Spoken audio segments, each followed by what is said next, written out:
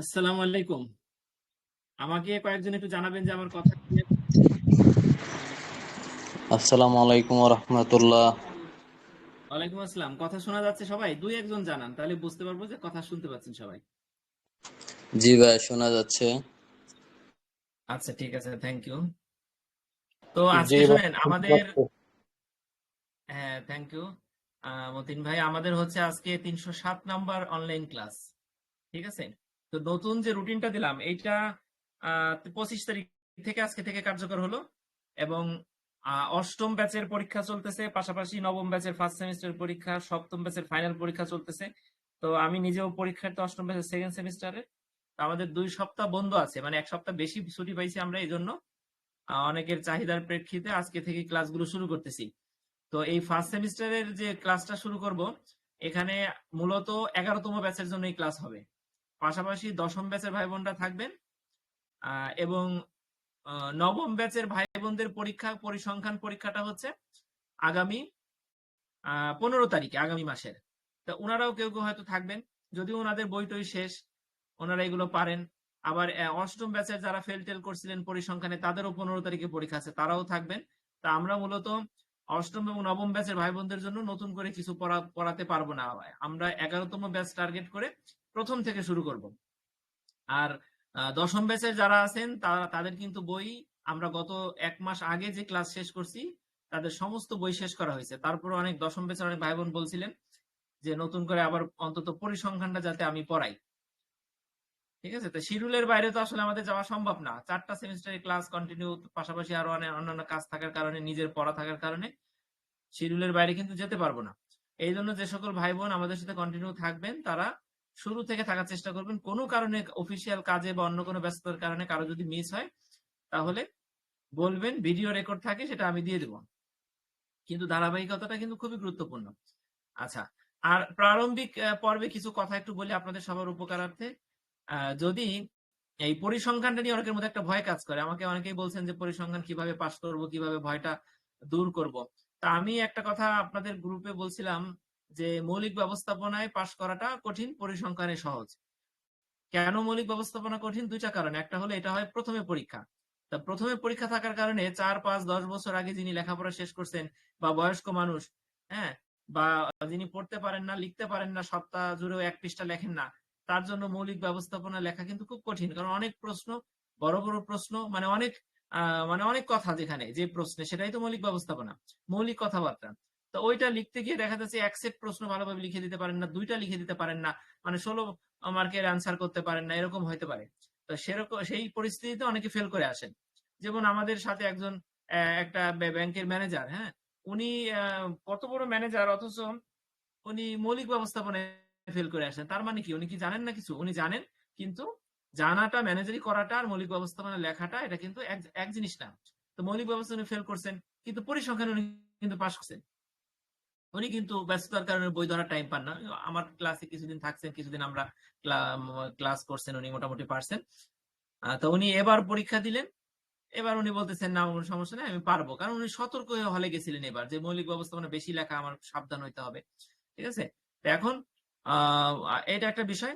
আর পরিসংখ্যান হলো আপনার কিছু প্রশ্ন আছে, সাধারণ প্রশ্ন, আপনি মুখস্থ করবেন, বুঝবেন, লিখবেন। ঠিক আছে? যেমন 5টা ফুলের নাম লিখো, এরকম কিছু প্রশ্ন, কমন প্রশ্ন। আপনার লেভেল অনুযায়ী আপনি প্রশ্ন উত্তরগুলো পড়বেন, বুঝবেন, দিবেন। এক ক্যাটাগরি। আর দ্বিতীয় ক্যাটাগরির প্রশ্ন হচ্ছে বিভিন্ন থিওরি বা মডেল, যেগুলো ফিক্সড, হ্যাঁ, যেগুলো অঙ্কের মতো 2 আর 2 4, এটা আপনি মুখস্থ করে গেছেন, কিন্তু 2 আর 3 দিছে, যোগ 2 যোগ 3 দিছে, তাহলে কত হবে? 5। আপনি মুখস্থ করে গেছেন 2 আর 2, এখন 3 দেওয়ার কারণে আপনি পারলেন না। এটা হলো অঙ্ক। ঠিক আছে? যে অঙ্কটা হয়তো আপনার প্র্যাকটিস করতে হবে, না হয়তো আপনার সংখ্যা চেঞ্জ করলে, নাম চেঞ্জ করলে আপনার পারতে হবে। তো এরকম অঙ্ক কিছু আসে। এটা হলো পরিসংখ্যানের থার্ড ক্যাটাগরির প্রশ্ন। আর সেকেন্ড ক্যাটাগরিতে হচ্ছে কিছু মডেল, যেগুলোর ক্যালকুলেশন ফিক্সড, যেগুলো বইতে আপনি পাতা উল্টালেই দেখতে পাচ্ছেন যে অনেক মডেল। দেখে অনেকে আমাকে বলছেন যে ভাই, এগুলো তো ভয় লাগে দেখে। কিন্তু ওই মডেলগুলো কোন লাইনের পরে কোন লাইন, এটা যদি আপনার প্র্যাকটিস থাকে, তাহলে আপনি চোখ বন্ধ করে লিখবেন, ওখানে কোনো মার্কস কাটবে না, কোনো চেঞ্জ নাই। বা যদি আপনি চান যে না, আমি মুখস্থই করে ফেলছি অঙ্ক, ওই মডেলটা, থিওরিটা, তাহলে ওটা আপনি ওইভাবে লিখে দিয়ে আসবেন। ঠিক আছে? তো মুখস্থ করতে হবে না কোন লাইনের পরে কোন লাইন আসলো, কেন আসলো, কেন হলো, এটা যদি আপনি বারবার প্র্যাকটিস করেন এবং যদি আপনি বুঝেন যে এই লাইনের পরে এই লাইন কেন আসছে, তাহলে আপনি ওটা ফিক্সড, যেহেতু আনসার ওটা আপনি দিয়ে আসলেন। ঠিক আছে, এটা হলো দ্বিতীয় ক্যাটাগরির প্রশ্ন। আর তৃতীয় ক্যাটাগরির যে প্রশ্ন সেগুলো হলো আপনার অঙ্ক। তো অঙ্ক পরিসংখ্যান জুড়ে বেশি আসে না। কেন আসে না? কারণ অঙ্ক অনেক ভাই বোন পারেন না, বয়স্ক, ওপেন, হ্যাঁ, এই জন্য অঙ্ক কিন্তু দিবে না বা কম দিবে। তো অঙ্ক মূলত হয়তো 5টা অঙ্ক আসে, সব মিলে 5টাও না, 3-4টা অঙ্ক আসে পুরো 8 সেটে। তা আপনি 8 সেটের মধ্যে লিখবেন 5 সেটে, 5 সেট উত্তর করবেন। তা 5 সেটে হয়তো 2টাই অঙ্ক নাই বা 3টাই অঙ্ক নাই, তাহলে থাকলো কয়টা? 2টাই। তা 2টা অঙ্ক করা, আপনি 2টা অঙ্ক না করলেও আপনি ভালো রেজাল্ট করতে পারবেন। ঠিক আছে? তো সেই হিসাবে আপনি অঙ্ক নিয়ে ভয়ের কিছু নাই পরিসংখ্যানে। ঠিক একইভাবে উচ্চতর হিসাব বিজ্ঞান আছে, মানে যেহেতু আমাদের তো কমার্স ব্যাকগ্রাউন্ডের এমবিএ, এমবিএ তো আর আর্টস এর বিষয় না, কাজেই এখানে তো হিসাব বিজ্ঞান থাকবে। তো সেকেন্ড সেমিস্টারে যে হিসাব বিজ্ঞান আছে, সেখানে অনেকেই ভয় পাচ্ছিলেন যে সেকেন্ড সেমিস্টারে কিভাবে হিসাব বিজ্ঞান করবেন, হিসাব বিজ্ঞানের হও পারেন না, হিসাব বিজ্ঞান ব্যাকগ্রাউন্ডের না উনি, তাহলে উনি কিভাবে পারবেন? আবার হিসাব বিজ্ঞানটা কিন্তু খুব অ্যাডভান্স লেভেলের হিসাব বিজ্ঞান, ইন্টারমিডিয়েট ডিগ্রিতে আমরা এই হিসাব বিজ্ঞান কিন্তু পড়ি নাই। তো সেই হিসাব বিজ্ঞান অনেকের জন্য খুব কঠিন। আমাদের মেইন ক্যাম্পাসে যারা আছেন তারা দেখবেন যে আমাদের যে মেইন ক্যাম্পাসে যিনি ক্লাস নেন, উনি নিজেই বলেন যে এটা কিন্তু খুব অ্যাডভান্স লেভেলের, কাজে আপনারা প্র্যাকটিস না করলে এগুলো পারবেন না। আর ইংরেজিতে, ইংরেজি ভার্সনে যেহেতু অঙ্কগুলো করতে হয়, অনেকের জন্য সেটা কঠিন হতে পারে। তা সব মিলে আমি বরাবর বলছিলাম যে হিসাব বিজ্ঞান যদি কেউ মানে একটা হিসাব বিজ্ঞানও না করেন, তাহলেও সে হয়তো 8-8 16 মার্কের 80-র মধ্যে 16 মার্কটা মিস হবে তার, বাকিটা কিন্তু সে ফুল আনসার করতে পারবে। ঠিক আমি যা বলছিলাম সেটাই কিন্তু এবার হয়েছে। 5টা সেটের মধ্যে 8টা সেট প্রশ্ন থাকে, মানে 8টা দাগে প্রশ্ন থাকে, তার মধ্যে তিনটাতে বা 4টাতেই অঙ্ক নাই। তাহলে চিন্তা করেন আপনি যে 3টা 4টা সেটের অঙ্ক না থাকলে ওগুলো যদি আপনি অঙ্ক ছাড়া অ্যান্সার করেন, তাহলে আপনার হিসাব বিজ্ঞানের হটাও করা লাগতেছে না পরীক্ষায়। ঠিক আছে? হ্যালো এইভাবে ভাইয়া। প্রত্যেকটা সাবজেক্ট। জি, শোনা যাচ্ছে? জি, এখন আমার কথা হচ্ছে, আপনি যেটা বললেন যে অঙ্ক 16 নম্বর মিস হয়ে বাকিগুলো আমরা আনসার করতে পারবো, এটা কি ভাইয়া সব সময় সব ব্যাচে কি এরকম ঘটছে কি? ব্যাচে, হ্যাঁ, আমি বলি আপনারা একটু ভাই বোনেরা প্রয়োজন হলে প্রশ্ন করেন। ঠিক আছে? যেহেতু প্রথম ক্লাস আপনাদের 11তম ব্যাচের, একটু প্রশ্ন করবেন, তাহলে অনেকগুলো বিষয় জানতে পারবেন।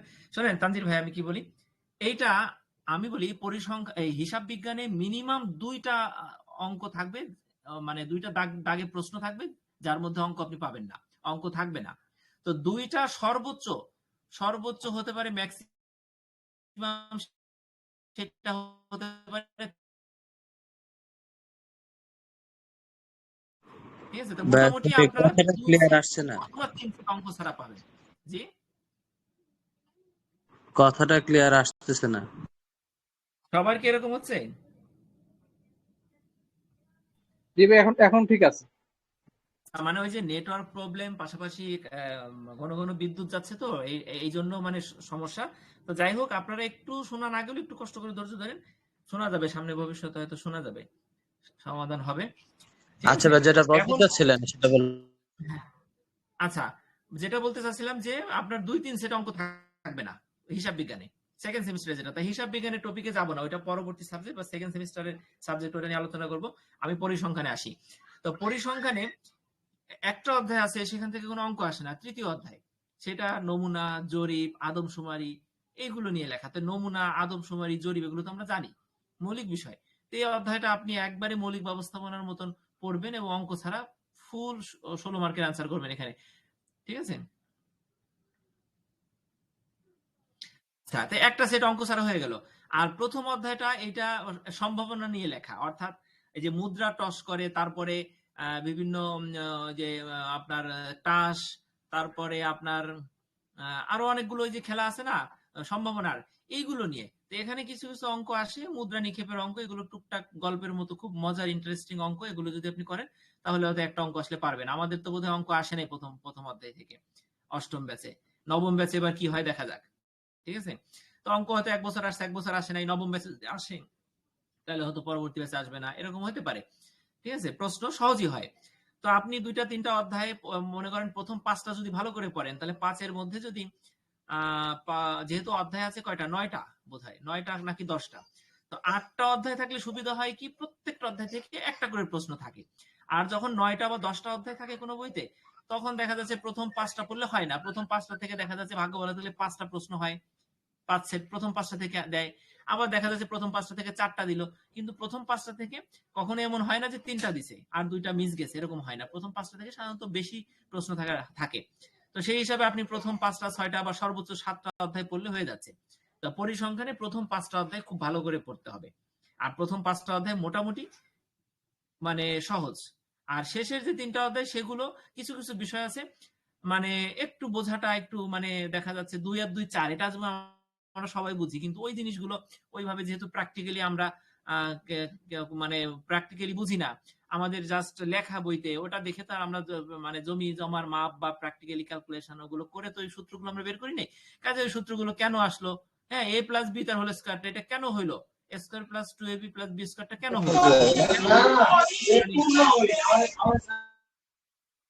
এই কেনর মানে এটা ছোট সূত্র দিয়ে এক্সাম্পল দিলাম, কেনর উত্তর হয়তো আমরা জানি না, কিন্তু সূত্রটা মুখস্থ করে ফেলছেন, তার মানে কি সমস্যার প্রারম্ভিক ভাবে সমস্যার তো সমাধান হয়ে গেল, ঠিক না?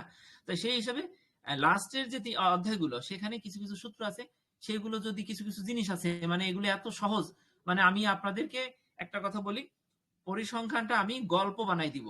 কিছু গল্প মানে 90 ভাগ গল্প হয়তো বিজ্ঞানসম্মত হবে, বাকি 5% গল্প মানে গল্পের মতনই হবে, হয়তো 2 আর 2 4 এটার মতন হবে না, কিন্তু পরীক্ষায় ওই গল্পটা প্রয়োগ করে আপনি পরিসংখ্যান অ্যান্সার করে আসবেন ওই প্রশ্নগুলো। আর বাকি যে 5% থাকে সেই 5% প্র্যাকটিস করতে করতে আপনাকে একটু মুখস্থ করে ফেলতে হবে, ঠিক আছে? তাহলে আপনার 100% মানে 80-র মধ্যে 80 পাওয়া খুব সহজ পরিসংখ্যানে, যদি একটু আপনি মানে আমার ক্লাসগুলো কন্টিনিউ করেন, এটা বলবো। আর এই নিজ নিজ ক্যাম্পাসে যে ক্লাসগুলো হবে সেখানে একটা সমস্যা আছে, আমি বলে দেই সব সাবজেক্টের বেলায়। যেমন আমাদের বিভিন্ন ক্যাম্পাসে যে স্যাররা সাধারণত ক্লাস নেয়, তারা বেশিরভাগ ক্যাম্পাসে দেখা গেছে তারা একটু বয়স্ক থাকে, কারণ ইয়ং বয়স্কদের একটু সুযোগ দেওয়া হয়, অথবা দেখা যায় যে ইয়ং থাকে। সাধারণত পরিসংখ্যান যিনি ক্লাস নেন তিনি ইয়ং থাকেন, তিনি হয়তো পরিসংখ্যান সাবজেক্টটা হয়তো একটু ভালো করে পড়াবেন, আর অন্যান্য সাবজেক্টগুলো সাধারণত বয়স্কদের দেওয়া হয়, কারণ তারা একটু দেখা যায় শুক্রবারে তাদের একটু হয়তো বাড়তি ইনকামের জন্য তারা একটু ক্লাসটা নিচ্ছেন, আসে, এরকম হয়। আবার অনেক ক্যাম্পাস দেখা যায় স্যার অসুস্থ থাকে, ক্লাস নিতে পারতো, অনেক ক্যাম্পাস আছে স্কুলের বারান্দায় খোলা হয় না, ক্লাসই হয় না, মানে ছাত্র যায় না, একজন যায়, একজনের জন্য কি ক্লাস হবে, অনলাইনে নিয়ে নেয়, এটা হয়।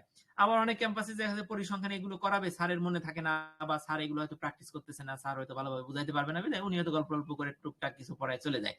এরকম বিভিন্ন সাবজেক্টের ক্ষেত্রে হবে।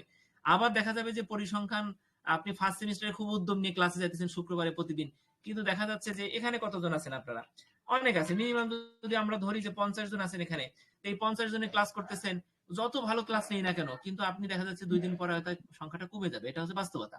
তো ফিজিক্যাল যে ক্লাসগুলো আপনার ক্যাম্পাসে হবে, প্রথম দিন আপনি পুরো 30 জন ছাত্র ভর্তি হয়েছেন, 25 জন গেছেন, মাস জুড়ে হয়তো 25 জন 20 জন এরকম থাকবে, কিন্তু 2 মাস 3 মাস পরে বা সেকেন্ড সেমিস্টার যখন উঠে যাবেন তখন দেখা যাবে ছাত্র সংখ্যা 2 জন 3 জন 5 জনের চলে আসছে, কেউ থাকতে পারবেন না, মানে এটা বাস্তবতা। আমরা মেইন ক্যাম্পাসে আমি ক্লাস ক্যাপ্টেন হিসাবে মোতাহার স্যার মনোনীত সিআর হিসাবে আমি বাধ্য হয়ে আমি ক্লাসে যাই, বা আমার ভালো লাগে আমি ক্লাসে যাই, কিন্তু আমি ডেকেও অনেককে নিতে পারি না, ঠিক আছে? তারা যাবে যাবে বলে শেষ পর্যন্ত যায় না, শুক্রবার ঘুম থেকে উঠতে পারে না, কারণ এটা বাস্তবতা, চাকরি করে সংসার করে হয় না একটা দিন।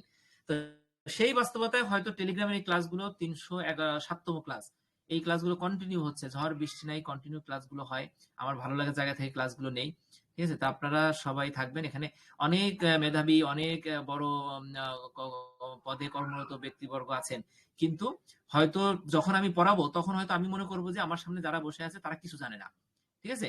তো এইটা যদি আমি না মনে করি তাহলে হয়তো আমি ক্লাসগুলো নিতে পারবো না, ক্লাসগুলো ভালো হবে না, ঠিক আছে? সেই জায়গা থেকে আমি আপনাদেরকে মানে উজাড় করে দেবার চেষ্টা করব। প্রত্যেকটা সাবজেক্ট থার্ড সেমিস্টার পর্যন্ত আমি শেষ করছি, থার্ড সেমিস্টার পর্যন্ত প্রত্যেকটা সাবজেক্ট আমি পানির মতন ভেঙে চুরে বোঝাই দেওয়ার চেষ্টা করব। হয়তো আমি সবকিছু পারি না, আমার সীমাবদ্ধতা আছে, তারপরেও আমি নিজে শিখে হলেও আমি সঠিকটা পড়ানোর চেষ্টা করি, ভুল হলে আপনারা বলবেন। তো মেইন কথা হচ্ছে কন্টিনিউ থাকা, ঠিক আছে? তা আমি শুরু করি, অনেক কথা বললাম, আমি প্রথম থেকে শুরু করতেছি।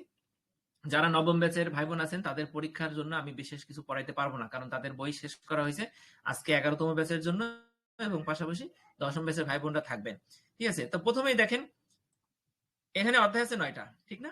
আপনি প্রথমেই সম্ভাবনা অধ্যায়টা খুব মজা নিয়ে পড়বেন, বিচ্ছিন্ন সম্ভাবনা বিন্যাস আমি পড়াবো। তবে একটা জিনিস, আপনি যদি প্রথম অধ্যায়টা মোটামুটি পড়ার পরে আপনি সিকোয়েন্স ভাঙতে পারেন, কিন্তু দ্বিতীয় অধ্যায় না পড়ে যদি আপনি আর তৃতীয় অধ্যায়টা আপনি কোনো সিকোয়েন্স লাগবে না, আপনি তৃতীয় অধ্যায়টা একাই মানে শুরু থেকেই পড়তে পারেন, এখনই ধরতে পারেন। তৃতীয়টা পড়তে আপনার 2 আর 2 4 শেখা লাগবে না, কিন্তু চতুর্থ অধ্যায় পড়ার জন্য আপনাকে দ্বিতীয় অধ্যায় লাগবে। আবার দ্বিতীয় অধ্যায়ের কিছু একটা প্রশ্ন বোধহয় আছে, সেটা পড়ার জন্য প্রথম অধ্যায়ের একটা জিনিস লাগবে, তৃতীয় অধ্যায় লাগবে না, তৃতীয় অধ্যায় আপনি একাই পড়েন দরকারে। তারপরে পঞ্চম অধ্যায় পড়ার জন্য আপনার চতুর্থ অধ্যায় লাগবে। এরপরে দেখেন ষষ্ঠ এবং সপ্তম অধ্যায় পরামাত্রিক এবং অপরামাত্রিক, পরামিতি ও অপরামিতি, প্যারামিটার নন প্যারামিটার, এখানে এই দুটো অধ্যায় কঠিন লাগবে আপনার কাছে, কিন্তু আপনি যদি পরামিতিটা পড়েন, অপরামিতিটা তার বিপরীত দিয়ে আমি গল্পের মতো করে বুঝাই দিব, কারণ আমি একটা গল্প বা আমার নিজের একটা মানে চিন্তাধারা যদি আমি তৈরি না করতাম, তাহলে পরিসংখ্যানটাকে আমি সহজ বলতাম না আপনাদেরকে। আসলেই কঠিন, ঠিক আছে? কঠিন মানে মৌলিক ব্যবস্থাপনার থেকে তো কঠিন। যারা একদমই 10 বছর আগে পড়াশোনা ছাড়ছেন বা যারা চাকরি করেন, তারা চিন্তা করেন, এখানে অনেকেই আছেন ব্যাংকার, তারা খুব মেধাবী, কিন্তু চাকরি করেন ব্যাংক, 7টার সময় অফিস থেকে বের হয়ে কিভাবে তার পক্ষে একটা অঙ্ক বা একটা প্রশ্ন পড়া সম্ভব, ঠিক আছে? সেই জায়গায় হয়তো আমি সহায়ক ভূমিকা পালন করব। তো আপনাকে একটা জিনিস বলে, আপনি সিকোয়েন্স ঠিক রেখে পড়বেন, পরামিতি এবং অপরামিতি। পরামিতিটা যদি পারেন, অপরামিতিটা কিছু না, গল্প, ঠিক আছে? আচ্ছা, তারপরে মনে করেন এখানে পঞ্চম অধ্যায় পর্যন্ত আপনি পড়লেন, পঞ্চমের পরে ষষ্ঠ সপ্তম যদি এভাবে বিপরীত দিয়ে আপনি পড়েন পরামিতি অপরামিতি, তাহলে আপনার থেকে 8 9 আসলে পড়াই লাগবে না। তবে আমরা কিছু কিছু ইম্পর্টেন্ট প্রশ্ন পড়াবো, যেগুলো হয়তো আপনার ব্যাচের আগে পড়াবো, আপনার ব্যাচের জন্য আসতে পারে, ঠিক আছে? 3টা 4টা 5টা যদি প্রশ্ন এখানে পড়েন লাস্টের 2টা অধ্যায় থেকে, এরকমও দেখা হতে পারে যে প্রথম অধ্যায় থেকে অঙ্ক আসার কারণে আপনি পারলেন না ফুল সেট অ্যান্সার করতে, কিন্তু অষ্টম এবং নবম থেকে অঙ্ক না থাকার কারণে বা প্রশ্ন হুবহু কমন পড়ে যাওয়ার কারণে আপনারা ভালো অ্যান্সার করতে পারতেছেন, ঠিক আছে? এই জন্য কল্পনা এবং ভেদাঙ্ক, এখানে আসলে কল্পনা দিয়ে পড়াবো। আর ভেদাঙ্কটা কি, ভেদাঙ্ক শব্দটা বুঝলে এটা আপনি তো পারবেন, ঠিক আছে? আচ্ছা, যাই হোক, আমি প্রথম অধ্যায় থেকে পড়াবো, প্রথম অধ্যায়ে চলে যাচ্ছি। এখানে এই নোটটা হচ্ছে কোন ব্যাচের জন্য আমি বলি। এখানে কি লেখা আছে, দশম ব্যাচের জন্য, দেখা যাচ্ছে? এটা দশম ব্যাচের জন্য। আপনাদের 11তম ব্যাচের জন্য কিছু সামান্য একটু আপডেট হবে, সেই আপডেট ভার্সন নিয়ে আমি কাজ করতেছি। 15 তারিখ থেকে আমি যে ক্লাসগুলো হবে সেখানে 11তম ব্যাচের নোট দিয়ে পড়াবো। তো এইটা দশম ব্যাচের জন্য, এখানে প্রশ্নে একটু কম বেশি গরমিল পাবেন, ঠিক আছে? তা আমি প্রথমে আপনাদেরকে বই, যাদের কাছে মূল বই আছে আপনারা মূল বই বের করেন, দশম ব্যাচে যাদের কাছে আমার নোট আছে তারা নোট বের করেন। দেখেন, প্রথমে একটা প্রশ্ন আছে, সম্ভাবনার সংজ্ঞা, সম্ভাবনা সম্পর্কিত কতিপয় ধারণা। প্রথমে সম্ভাবনার সংজ্ঞা, এটা কমন বিষয়, যেহেতু অধ্যায়ের নাম সম্ভাবনা, তো সম্ভাবনা কাকে বলে এটা আপনি পড়বেন না? পড়বেন। 2 নম্বর আছে ঘটনা কাকে বলে, নিশ্চিত এবং অনিশ্চিত ঘটনা, পূরক ও বা পরিপূরক ঘটনা, পরস্পর বর্জনশীল বা বিচ্ছিন্ন ঘটনা, অবর্জনশীল অবিচ্ছিন্ন ঘটনা, উদাহরণ সংজ্ঞা দিন। এখানে কিছু প্রশ্ন মোটামুটি আপনি বইয়ের 1 এবং 2 নম্বর 1 এবং 2 পাতায় যে সকল ছোট ছোট প্রশ্ন আছে তার মধ্যে থেকে অল্প কিছু প্রশ্ন বাদ দিয়ে বেশিরভাগ প্রশ্ন আপনি পড়ে ফেলবেন। কেন? কারণ এখান থেকে প্রতি বছর 3 মার্কের আনসার থাকে। এই 1 নম্বর প্রশ্নটা, আমাদের টাইম কিন্তু মাত্র 30 মিনিট, কারণ শুরু করেই আমরা পড়াশোনা শুরু করব, কোনো কথা বলবো না, আজকে একটু বাড়বে, আজকে তো অনেক কথা বলে ফেলছি, ঠিক না? দেখেন, আমরা প্রথমে সংখ্যাগুলো পড়বো, তারপরে আমরা ধাপে ধাপে যাব।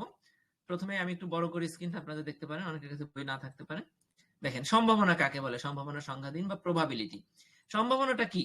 আমি একটা বলছি না যে গল্প আকারে পড়বো, আপনি সম্ভাবনা মানে কি মনে করেন, বৃষ্টি আজকে হতেও পারে নাও হতে পারে, এটা হলো সম্ভাবনা। তাহলে আপনি প্রত্যেকটা জিনিস নিজের মতো করে বুঝবেন, বোঝা না গেলেও গল্প বানাই বুঝবেন, তখন ওই প্রশ্নটা আপনি ওই সহজ দৃষ্টিকোণ থেকেই ব্যাখ্যা করতে পারবেন। সম্ভাবনা, বৃষ্টি নামবে কি নামবে না, এটা হলো সম্ভাবনা, নামতে না পারে, এটা সম্ভাবনা। এখন তাহলে সম্ভাবনার সংজ্ঞাটা কি পড়ি, দেখেন। রাস্তায় জ্যামে আটকে আছি, নেট সমস্যার কারণে কথা ক্লিয়ার বোঝা যায় না, ক্লাস শেষে ভিডিও কি গ্রুপে দেওয়া যাবে? হ্যাঁ রঞ্জন দাদা, ভিডিও গ্রুপে দেওয়া যাবে। গ্রুপে দিব না, হয়তো বা ইউটিউবে দিব, লিঙ্কটা দিয়ে দেবো, ঠিক আছে? ইউটিউব থেকে দেখবেন, ঠিক আছে?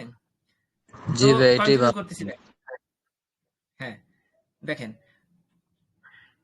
সম্ভাবনা, এখানে কতটুকু লিখবেন, এখানে অনেক বড় আছে না, বড় নাই, কিন্তু এই জিনিসগুলো আসলে 3 মার্কে আসলে সম্ভাবনার সংজ্ঞাটা আপনার, এটা আপনি পড়লে নিজেই বুঝবেন এটা বড় না। আমরা 3 মার্কের জন্য সাধারণত 2টা প্যারাগ্রাফের কথা বলি, কিন্তু এখানে যেহেতু এত সহজ জিনিস, আপনি আর 2টা প্যারাগ্রাফ দিয়ে দেন, প্রয়োজনে লাগতে পারে। দেখেন, সম্ভাবনা একটি গুরুত্বপূর্ণ পরিসংখ্যানিক ধারণা, এটা তো কথা ক্লিয়ার না, যা কোনো ঘটনার সম্ভাবনা পরিমাপ করার জন্য ব্যবহৃত হয়। এটা কমন বাক্য। এটি বিভিন্ন ক্ষেত্রে যেমন গাণিতিক, অর্থনৈতিক, সামাজিক গবেষণায় গুরুত্বপূর্ণ ভূমিকা পালন করে এবং সম্ভাব্য ফলাফল বিশ্লেষণ করতে সাহায্য করে। একটু রেসপন্স করবেন, একজন অন্তত। যে এই প্যারাগ্রাফটা বুঝতে কারো বাকি আছে? বাকি নাই, ঠিক না? আচ্ছা, আসসালামু এখন আলাইকুম ভাইয়া, আপনার লেখাটা খাতায় একটু বড় করেন। আচ্ছা, একটু বড় করতেছি, দেখেন, ঠিক আছে? হয়েছে?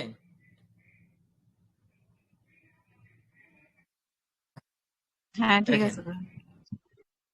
আচ্ছা, ইতি আপাতত বোধহয় নবম ব্যাচে, তাই না? প্রথম বেচ, নবম? দশম দশম। ও আচ্ছা, ঠিক আছে, হ্যাঁ, আগের থেকে ক্লাস ছিলেন এই জন্য বললাম। দেখেন, এখন আপনি একটু ছোট করি কেন, প্রশ্নের কাঠামোটা দেখানোর জন্য। দেখেন, আমি আবার বড় করে দিচ্ছি। দেখেন, এখানে এই প্যারাগ্রাফটা আপনি কখন দিবেন? যখন আপনার হাত চালু, আপনার হাতে সময় আছে, ঠিক আছে? আমি দিছিলাম পরীক্ষায় এটা, এই প্যারাগ্রাফটা। এইটা যদি আপনার হাতে সময় না থাকে, তখন আপনি কি করবেন? পরিসংখ্যানে সময় থাকে, এটা দিয়ে শুরু করবেন। দেখেন, কোন ঘটনা ঘটা বা না ঘটা সম্পর্কে নিশ্চিত না হলেই সম্ভাবনা ব্যবহার করা হয়। আমরা যদি জানি এখনই বৃষ্টি হবে, তাহলে সম্ভাবনা শব্দটা আসবেই না। সাধারণভাবে কোন ঘটনা ঘটবে কি ঘটবে না তার পরিমাপী সম্ভাবনা, সম্ভাবনার সংখ্যা কিন্তু এখান থেকে শুরু হয়ে গেছে। এই যে এই বাক্যটা, এখানে 3টা বাক্যে এই সম্ভাবনার সংখ্যা আছে। কোন দৈব পরীক্ষণের, দৈব পরীক্ষণ কি? মনে করেন লডুর গুটি বা ওটাকে কি বলে, ডাইস, ওটা যদি নিক্ষেপ করি তাহলে এটা হলো দৈব পরীক্ষা। কারণ কত পড়বে, ছক্কা পড়বে নাকি পুট পড়বে নাকি অন পড়বে নাকি টু পড়বে, এটা তো আমরা জানি না। দৈব পরীক্ষণের একটি ঘটনার অনুকূল ফলাফল সংখ্যা এবং মোট ফলাফল সংখ্যার অনুপাতকে ওই ঘটনার সম্ভাবনা বলে। সম্ভাবনার আসল সংখ্যা কোনটা বলেন তো? আসল সংখ্যা কিন্তু এইটা। আর দ্বিতীয় বাক্যটা হলো সম্ভাবনার সাধারণ সংখ্যা, যে বৃষ্টি হবে কি হবে না তার পরিমাপী সম্ভাবনা। এটা হলো দ্বিতীয় বাক্য। আপনি দ্বিতীয় বাক্যটা দেন, দেবার পরে আসল বাক্যটা দেন। যদি আপনার তো সময় না থাকে, 3 মার্কের জন্য এখান থেকে শুরু করবেন, ঠিক আছে? এখানে গিয়ে শেষ করবেন এই 3টা প্যারাগ্রাফ। আমি আবার পড়ি। কোন ঘটনা ঘটা বা না ঘটা সম্পর্কে নিশ্চিত না হলে সম্ভাবনা ব্যবহার করা হয়। সাধারণভাবে কোন ঘটনা ঘটবে কি ঘটবে না তার পরিমাপী সম্ভাবনা। এবার এই বাক্যটা দেখেন, কোন দৈব পরীক্ষণের, বৃষ্টি নামবে কি নামবে না, এটা কিন্তু একটা দৈব পরীক্ষা। দৈব পরীক্ষণের একটি ঘটনার অনুকূল ফলাফল সংখ্যা, ঘটনা তো একটা ঘটবে, সেটার অনুকূল ফলাফল সংখ্যা। অনুকূল মানে কি? অনুকূল মানে হলো বৃষ্টি, মনে করেন মেঘ গর্জন করতেছে, তার মানে বৃষ্টি হবে, হয় নাই কিন্তু হবে, তাহলে এটা হলো অনুকূল ফলাফল সংখ্যা। বা মনে করেন বৃষ্টি হয়ে যাচ্ছে, ঠিক আছে, বা বৃষ্টি হচ্ছে। অনুকূল ফলাফল সংখ্যা এবং মোট ফলাফল সংখ্যার অনুপাতকে ওই ঘটনার সম্ভাবনা বলে। অনুপাত কি? উপরে নিচে লব ভর করলেই তো সেটা অনুপাত, ঠিক না? তাহলে সম্ভাবনা সমান, দেখেন এই বাক্যটার এই যে, এটা কিন্তু কমন জিনিস, অনেকে বলার সাথে সাথে বুঝে ফেলছেন, ঠিক না? বা বই বের করে বুঝে ফেলছেন। তারপর আমরা পড়বো কেন? কারণ আমরা কিচ্ছু বাদ দেবো না, সূক্ষ্মাতি সূক্ষ্ম জিনিসগুলো পড়বো। কারণ এখানে অনেক সিনিয়র ভাই আছেন যারা সম্ভাবনাটা কি বুঝতেছেন, কিন্তু কোন লাইনের পর কোন লাইন আসলো এটা নিয়ে তারা কনফিউশনে পড়ে যান। এরকম অনেক ভাই বোন থাকতে পারেন, আছেন, তাহলে আমরা সব পড়বো। কোন দৈব পরীক্ষণের একটি ঘটনার অনুকূল ফলাফল সংখ্যা এবং মোট ফলাফল সংখ্যার অনুপাতকে ঘটনার সম্ভাবনা বলে। এখন অনুপাতটা কি? এই যে অনুকূল ফলাফল সংখ্যা কই? উপরে। অনুকূল ফলাফল সংখ্যা কই? উপরে। কোন ঘটনার অনুকূল ফলাফল সংখ্যা, মনে করেন যে বৃষ্টি নামবে, তাহলে এই বৃষ্টিটা হলো এই যে বৃষ্টি, বয় রি কার দিছি, হ্যাঁ, বৃষ্টি। আর মোট ফলাফল সংখ্যা কয়টা বলেন তো? সংখ্যা, বৃষ্টিটা হবে না, বৃষ্টি তো নামলে কয়টা? বৃষ্টি নামলে ঘটনা কয়টা? একটা। আচ্ছা বলুন তো এবার মোট ফলাফল সংখ্যা কয়টা পরীক্ষায়? বৃষ্টি নামবে একটা, আর একটা হলো নামবে না, 2টা ফলাফল। তাহলে 2 দিলাম নিচে। তাহলে বলেন তো বৃষ্টি নামার সম্ভাবনার অঙ্কটা কত? 1/2, 2-এর 1, ঠিক আছে? উপরে 1 নিচে 2। এখন আপনি মনে রাখেন নিচে সবসময় 2 দেবো কেন? কারণ টোটাল ফলাফল বেশি সংখ্যাটা কোনটা? ঘটনার, মনে করেন লুডু নিক্ষেপ করলেন, লুডুর গুটি নিক্ষেপ করেন, তাহলে ঘটনা কয়টা করতে পারে? 1 2 3 4 5 6, 6 পর্যন্ত পড়তে পারে, ঠিক না? আচ্ছা, তাহলে 6 পর্যন্ত যদি পড়ে তাহলে নিচের ফলাফল হচ্ছে 6। ছক্কা, ছক্কায় যে 6টা থাকে বিদায় 6 তা কিন্তু না। 1 2 3, এই যে 6টা ডাইস, 6টা পাশ, এই 6টা পাশ, 6 পাশি ডাইসের 6টা পাশ হলো নিচে 6। আর উপরে মনে করেন আপনি ভালো খেলতে পারেন, আপনি একবারেই 6 ফেলাই দিচ্ছেন, তাহলে 6টা কি 6 নাকি 6টা হলো একটা গুটি, একটা পাশ? 6 কি 6 নাকি 6 এক বলেন তো? 6 হলো 6, যখন যখন লুডু নিক্ষেপ করলেন আপনার 6 পড়লো, তার মানে 1 পড়লো, তাহলে উপরে হলো 1। ফলাফল কয়টা? কয়টা পেলেন? একটা পেলেন, তাহলে উপরে 1 নিচে 6, ঠিক আছে? তাহলে এই সংখ্যাটা আর এটার মধ্যে কারো কনফিউশন থাকলে বলবেন, ঠিক আছে? এখানে কিন্তু কেউ কাউকে আমি দেখতেছি না, কেউ কাউকে দেখতেছি না, কারো কাছে লজ্জা নাই, ঠিক আছে? ক্লাসে গিয়ে কিন্তু আপনি প্রশ্ন করতে পারবেন না। আমরা মেইন ক্যাম্পাসের যারা মেইন ক্যাম্পাসের ভাই বোন আছেন তারা দেখবেন কত বড় বড় প্রফেসর ক্লাস নেয়, ঢাকা ইউনিভার্সিটির প্রফেসর নেয়, জাতীয় বিশ্ববিদ্যালয়ের নেয়, আইইউটির নেয়, মেইন ক্যাম্পাসের ওপেনের নেয়, ঠিক আছে। তো তারপরে দেখা যাচ্ছে যে আমরা একবারে অলস, মানে ওই চিন্তা থেকে কখন আসলাম বা ক্লাস করে কোথায় যাব, কি করব, প্রশ্ন টশ্ন করি না বা বসে থাকি, চেয়ে থাকি, মনে করি এগুলো পরে পড়বো। তো এরকম কিন্তু আপনার হবে, আপনি কিন্তু লজ্জা পাবেন। পাশের মেয়েটা কি বলবে, আমি এত বড় প্রফেসর, আমি পারতেছি না, বা এত বড় চাকরিজীবী, হ্যাঁ, আমি জিজ্ঞেস করব পাশের ছেলেটা কি মনে করবে, তা আপনার কিন্তু জিজ্ঞেস করা হবে না, ঠিক আছে। তো সেই হিসেবে আপনি এখানে জিজ্ঞেস করবেন, এখানে কেউ কাউকে আমরা কিন্তু চিনি না। এবার দেখেন এই দুইটা বাক্য বলার পরে আমরা সরাসরি এইটার আরো একটু ব্যাখ্যায় আসি। দেখেন, যদি কোনো ঘটনা এ হয়, বৃষ্টি নামবে নাকি নামবে না, এই বৃষ্টি এটা হলো ঘটনা, এই ঘটনার প্রতীকটা কি, এ। জাস্ট ধরছি আমরা কোন ঘটনা এ হয়, মোট পরীক্ষণের ফলাফল সংখ্যা এন হয়, এনটা কি, মোট পরীক্ষণের ফলাফল, বৃষ্টি নামবে অথবা নামবে না, ফলাফল দুইটা, এই দুইটা ফলাফল হলো এন। এন মানে নাম্বার, টোটাল সংখ্যা, এবং এর অনুকূল ফলাফল সংখ্যা, অনুকূল মানে কি, বৃষ্টি বৃষ্টি নামবে এইটার সম্ভাবনা বের করতে গেলে তখন উপরে লিখবেন বৃষ্টি নামবে, নিচে লিখবেন বৃষ্টি নামবে অথবা নামবে না। তাহলে অনুকূল ফলাফল সংখ্যা এম হয়, তাহলে এ ঘটনাটি ঘটার সম্ভাবনা হলো প্রবাবিলিটি অফ এ। পি তে প্রবাবিলিটি, প্রবাবিলিটি মানে সম্ভাবনা, এই যে প্রবাবিলিটি মানে কি, সম্ভাবনা। প্রবাবিলিটি অফ এ মানে এ ঘটনাটি, প্রবাবিলিটি অফ বৃষ্টি, বৃষ্টি নামার ঘটনাটি ঘটার সম্ভাবনা সমান উপরে কি, বৃষ্টি নামবে বাই বৃষ্টি নামবে অথবা নামবে না। বুঝতে পারছেন আমার কথা? তাহলে এই প্যারাগ্রাফ, এই প্যারাগ্রাফ, এই যে এই তিনটা আপনি 3 মার্কের জন্য দিবেন, আর কিচ্ছু লিখতে হবে না, ঠিক আছে। উপরের প্যারাগ্রাফ আর নিচের প্যারাগ্রাফটা আরো সহজ, একটা উদাহরণ না, একটা এক্সাম্পল। এইটা আপনি পড়েন, একটু পড়েন, বোঝার জন্য পড়েন, আপনি বাদ দিয়ে দিয়েন, ঠিক আছে। দেখেন, কোন একটি নিরপেক্ষ মুদ্রা নিক্ষেপে মাথা ওঠার সম্ভাবনা। এখন মুদ্রা নিক্ষেপ তো আমরা জানি, ওই যে খেলার মাঠে যে টস করে মুদ্রা নিক্ষেপ করে, ঠিক না। তো এখানে নিরপেক্ষ মুদ্রা, মুদ্রাটা কিন্তু কোনো পক্ষ নেয় না। লুডুর গুটিগুলো কি কোনো ডাইসটা কি, 6 পাশে ডাইসটা কি কোনো পক্ষ নেয় না, তার মানে এগুলো হচ্ছে নিরপেক্ষ, ঠিক আছে। তাহলে এটা কিন্তু নিরপেক্ষ হয় না।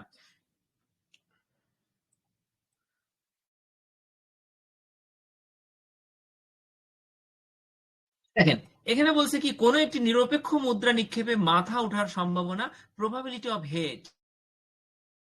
লেজ, মুদ্রার দুইটা অংশ থাকে, লেজ আর ওটাকে কি বলে, হেড আর লেজ, টেইল, হেড আর টেইল। আমরা জানি মাথার লেজ বলে মুদ্রাকে, ঠিক না। তাহলে মাথা হচ্ছে head, probability of head, head ওঠার সম্ভাবনা হচ্ছে 1/2, উপরে 1 নিচে 2, টাইপের জন্য এটা এরকম করা হয়েছে, আমরা বুঝতে পারছি, ঠিক না। 1/2, তার মানে টোটাল ফলাফল হলো হয় মুদ্রার টেইল উঠবে না হয় হেড উঠবে, টোটাল ফলাফল দুইটা। আমরা এখান থেকে যদি মাথা ওঠার সম্ভাবনা বের করি তাহলে হচ্ছে 1/2। মাথা কয়টা, একটা, মাথার ফলাফল কয়টা, একটা, হয় মাথা উঠবে না উঠবে না। তাহলে যদি মাথা উঠে বা মাথা ওঠার সম্ভাবনা বের করি তাহলে হচ্ছে প্রবাবিলিটি অফ হেড বাই 1/2। এখন অনুরূপ ভাবে কোন একটি নিরপেক্ষ মুদ্রা নিক্ষেপে লেজ ওঠার সম্ভাবনা, লেজ, প্রবাবিলিটি অফ টেইল সমান 1/2, ক্লিয়ার। অর্থাৎ সম্ভাবনা হলো একটি পরিমাপ যা একটি নির্দিষ্ট ঘটনা ঘটার সম্ভাবনা কতটুকু সেটা নির্ধারণ করে। এবার বলেন, এই যে সম্ভাবনা, অধ্যায়ের নাম সম্ভাবনা, আমরা সম্ভাবনাটা তো বুঝে ফেলছি, ঠিক না।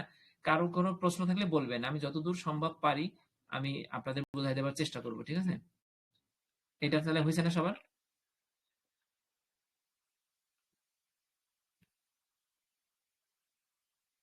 আচ্ছা, অনেকে অনেক সময় অফিসে থাকেন রাত্রে অথবা গাড়ির মধ্যে থাকেন, অনেকে বাচ্চা ঘুমায়, হ্যাঁ, এই জন্য জি কথা ভাই, বলতে হয়েছে পারে ভাই। না। আমিও আমিও অভ্যস্ত, মানে অনেক ভাই বোন আছে, আমি পড়ায় যাচ্ছি, পড়তেছি, কিন্তু একটু রেসপন্স করে না।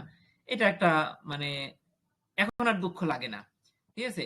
দুঃখ লাগে না, কারণ আমি মনে করি যে পাশে বাচ্চা ঘুমাচ্ছে বা ক্লান্ত হয়ে অফিস করে এসে এখন কথা বলা যাবে না, ঠিক আছে, যাচ্ছে না, এটা আমি ভাই বুঝি। অনেক আপনার অফিসে মনটা এত কঠোর করেন না, সবাই রেসপন্স করবে, বোঝার চেষ্টা করতেছি।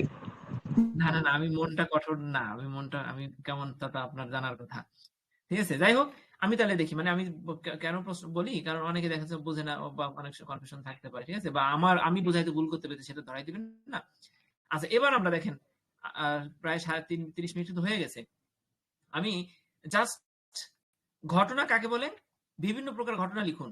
এখানে আপনার পরীক্ষায় আসতে পারে সরল ঘটনা এবং যৌগিক ঘটনা কাকে বলে, দুইটা সংজ্ঞা আসতে পারে, আপনি কি লিখবেন 3 মার্কের জন্য, আপনি কি লিখবেন। আবার আসতে পারে ঘটনা, বিভিন্ন প্রকার ঘটনা লিখুন, এটা 3 মার্কে আসতে পারে, তখন কিন্তু আপনাকে পুরোটা এটুকু লিখতে হবে। ভাইয়া 11 ব্যাচের কি জয়েন করব? হ্যাঁ হ্যাঁ, মোহাম্মদ কামরুল ভাই 11তম ব্যাচের ক্লাস হচ্ছে। আমি একটু সবাইকে এই করি।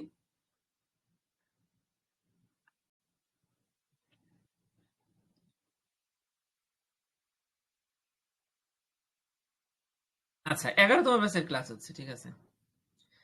দেখেন এবার ঘটনা আপনি পড়ার পরে বুঝতে পারবেন, পরীক্ষা অনেক সময় বড় প্রশ্ন 3 মার্কে, আমাদের অষ্টম ব্যাচের প্রশ্ন হয়েছে মানে 5 মার্কের, 8 মার্কের জন্য যে প্রশ্ন পড়ে এসেছে 5-এ আসছে, তখন কিন্তু একটা ঝামেলা। আমি সব বলে দেব, আপনার মনে করাই দিবেন।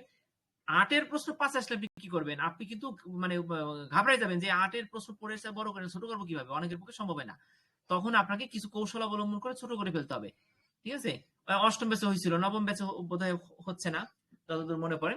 আচ্ছা এবার দেখেন ঘটনা কাকে বলে। আমরা জানি কোনো কিছু ঘটলে সেটা ঘটনা, ঠিক না? কিন্তু এই বাংলা কথাটা লিখবেন না, বুঝবেন বাংলা কথা দিয়ে, কিন্তু লিখবেন পরিসংখ্যানের ভাষায়। ঘটনা কি একটু দেখি আমরা।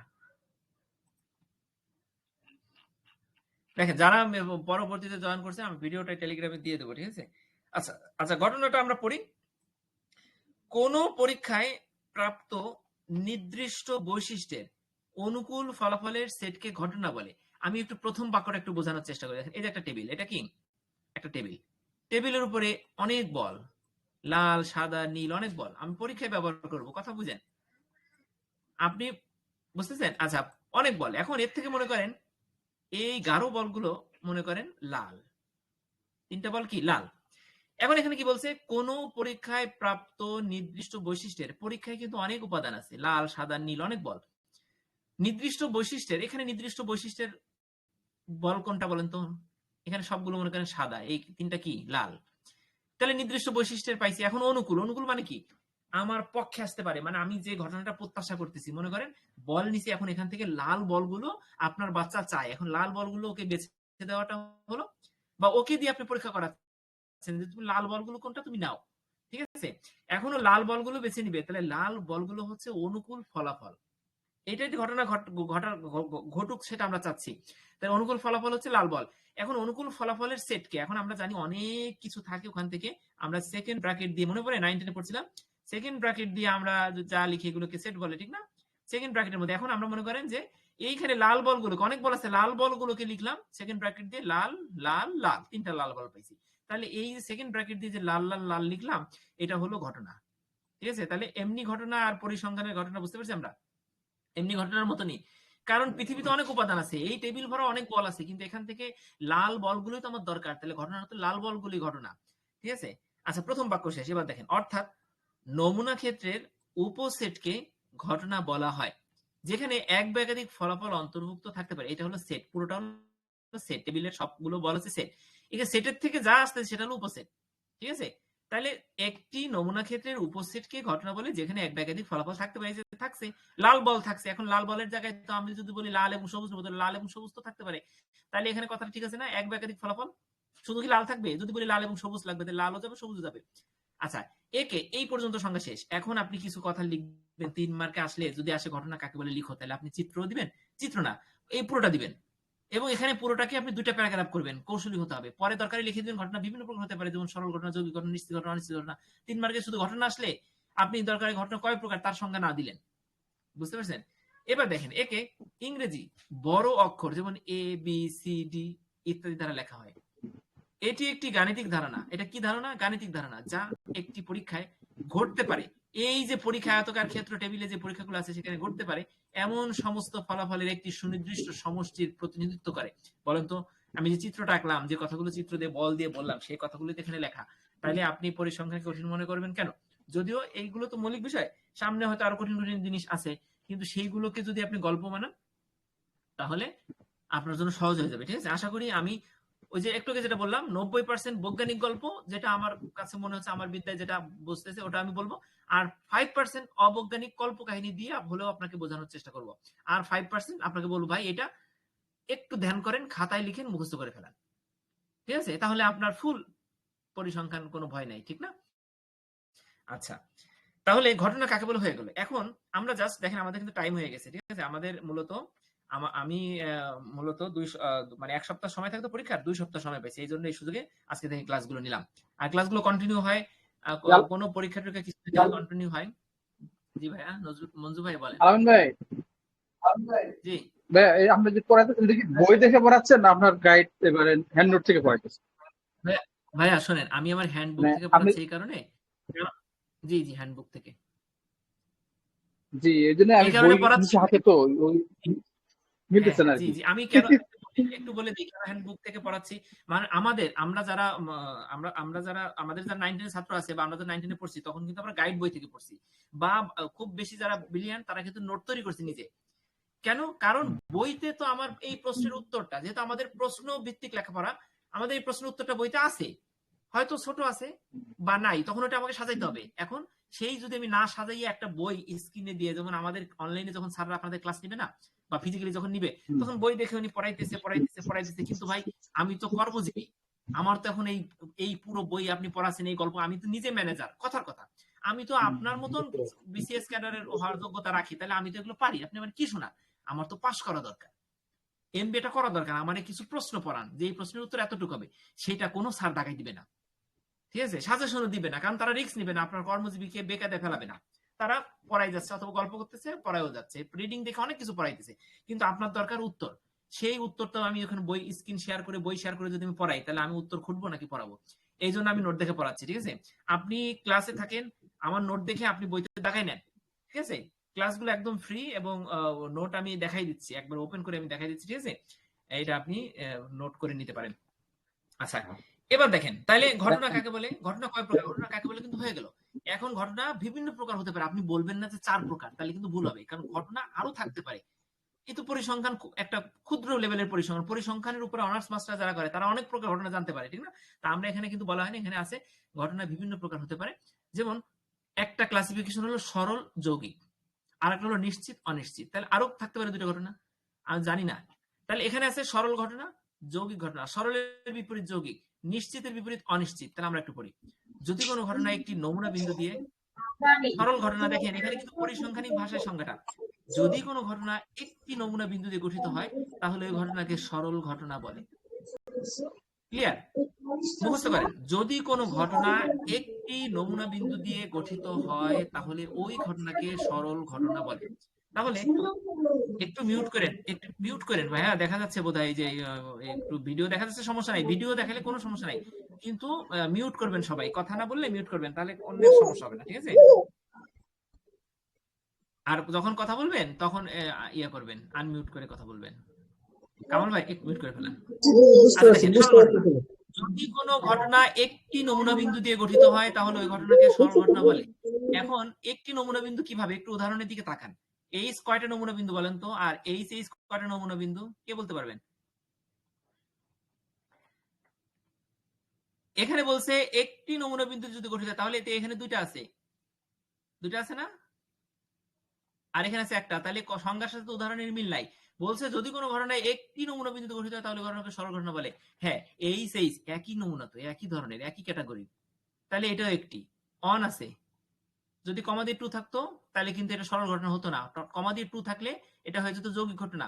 এখানে অন আছে, এখানে এইচ আছে, সমস্যা নাই, এইচ আরেকটা থাকলে এটা সরল ঘটনা, এইচ একটা থাকলে সরল ঘটনা। তাহলে আমরা এ বি সি দিয়ে বোঝাবো, এই যে এ বি সি ডি বড় হাতের ক্যাপিটাল লেটার দিয়ে বোঝাইতে হয়, আর সেকেন্ড ব্র্যাকেট দিয়ে লিখতে হয়, এভাবে আমরা লিখবো। তাহলে তিনটা সরল ঘটনা এক্সাম্পল দিয়ে শেষ, আর কিছু লিখতে হবে না আপনার, অতিরিক্ত কোনো ইসে যাবেন না, ঠিক আছে। যা আছে, যা বইতে আছে, যতটুকু আছে ততটুকু লিখবেন। যৌগিক ঘটনা কি আছে দেখেন, কম্পাউন্ড ইভেন্টস। আর একটা জিনিস শিখাই দিই, যদি আপনার হাতে সময় থাকে, যেমন কালকে পরীক্ষা দিলাম, আমাকে এক স্যার বলতেছে মিরপুর বাংলা কলেজের, যে আপনার লেখাটা খুব ভালো হয়, কিন্তু আপনি কালার পেন ইউজ করেন না কেন?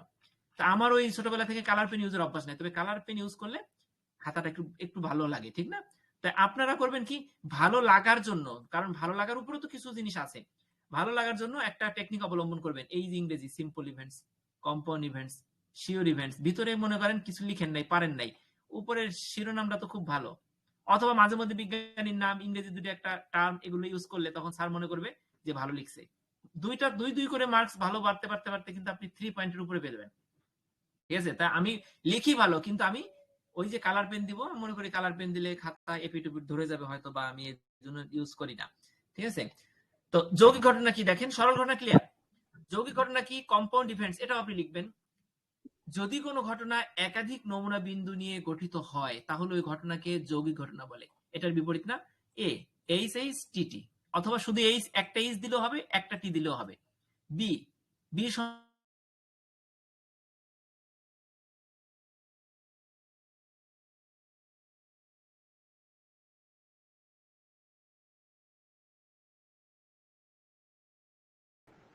ভাই শুনতে পাচ্ছি না। সমান সেকেন্ড ব্র্যাকেট দিয়ে কত লিখলেন 2 4 2 4 হবে, তাহলে এটা যৌগিক ঘটনা। এবার নিশ্চিত ঘটনা পড়ি। যদি কোনো পরীক্ষায় একটি ঘটনা ঘটার সম্ভাবনা, হ্যাঁ শুনতে পাচ্ছেন? আমি অনেক সময় দেখা যায় ওয়াইফাই নেট চলে যায়, সমস্যা ভাই, মোবাইল নেট ডাটা সমস্যা। থেকে ভাঙ্গামিকে আবার কথা কানেক্টেড হচ্ছে, হই। ভাঙ্গামিকে কথা হচ্ছে। আবার দেখা যাচ্ছে এখন তো এবার কি শোনা আমি কি যাচ্ছে? মানে এবার শোনা যাচ্ছে? জি জি জি। আচ্ছা, উকিল ভাই শুনতে পাচ্ছেন না, রবিন ভাই শুনতে পাচ্ছেন? আসলে আমি একটু একটু বলে রাখি, সেটা হলো টেলিগ্রাম খুব ভালো নেটওয়ার্ক লাগে, এটা সত্য কথা। আবার আমরা যে টেলিগ্রাম ছেড়ে হোয়াটসঅ্যাপে যাবো, দেখেন হোয়াটসঅ্যাপে মাত্র 32 জনের বেশি এই কনফারেন্স করা যায় না, ঠিক আছে? আবার একটা সমস্যা আছে, আমরা যে গুগল মিটে যাব, গুগল জি মিট আসসালামু অনেক আলাইকুম। বয়স্ক কর্মজীবী ভাই বোন। জি উকিল ভাই বলেন। আলম ভাই, আলম ভাই, আপনার ইয়ের জি, সাথে আমি 11তম ব্যাচের, বাট বইয়ের সাথে তো কোনো মিল পাচ্ছি না। আপনার এই হ্যান্ডনোটটা কি সবাইকে দেওয়া যাবে হ্যান্ড নোট অবশ্যই কুরিয়ারে বা আমি নিজে ইয়েতে? পড়ার জন্য অষ্টম পেজ, হ্যাঁ নিজে পড়ার জন্য তৈরি করছিলাম, ওটাকে ডে বাই ডে ডেভেলপ করতে করতে করতে করতে ওইটা অষ্টম ব্যাচ, নবম ব্যাচ, দশম ব্যাচ, 3 ব্যাচের সারা দেশের ভাই বোন ব্যাপকভাবে এটা পড়েন, ঠিক আছে? যদি চান দেওয়া যাবে, সমস্যা নাই। আর যদি চান যে না টাকা খরচ করবেন না, আমার সাথে ক্লাস করে করে পড়বেন, সেটাও হবে, কারণ ক্লাসগুলো ফ্রি। আর যদি না, চান নিতে পারবেন, সমস্যা আহামরি নাই। আহামরি খরচ তো হবে, আহামরি খরচ হবে বলে মনে করি না, নাকি? আহামরি না, তবে আমার নোটগুলো খুবই পরিশ্রম করে তৈরি করা ভাইয়া।